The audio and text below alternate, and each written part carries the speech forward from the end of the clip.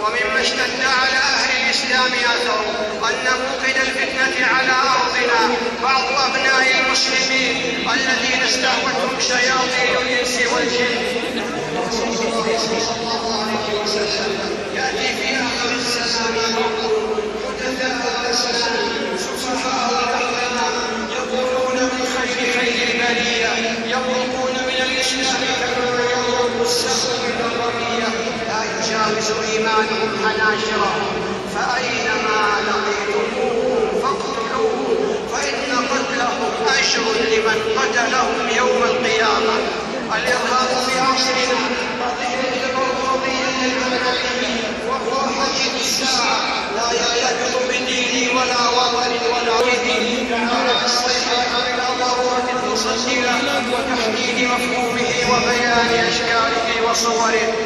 الله أكبر الله أكبر لا إله إلا الله الله أكبر الله أكبر ولله الحمد. إن هذه البلاد تمثل مركز الثقل وإشاع الخير في العالم وستبقى كذلك بإذن الله والمخربون ومن وراءهم ستعود أعمالهم وبالا عليهم يجرون أبيال الخيبة والهزيمة. سيظل الوطن صامدا في مواجهة هذه المخاطر فهو قوي بإيمانه شامخ بتماسك بنيانه وسيف مسلط على كل من يرغب زعزعة أمنه واستقراره ولن يتمكن من هب ودب أن ينخر في عصا الوطن والأمة.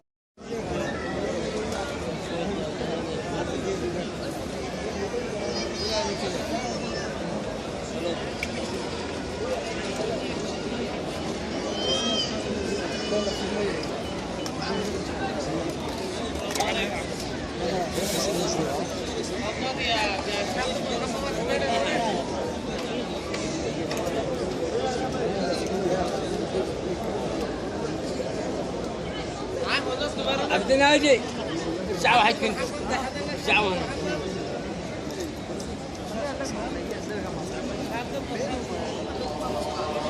محمد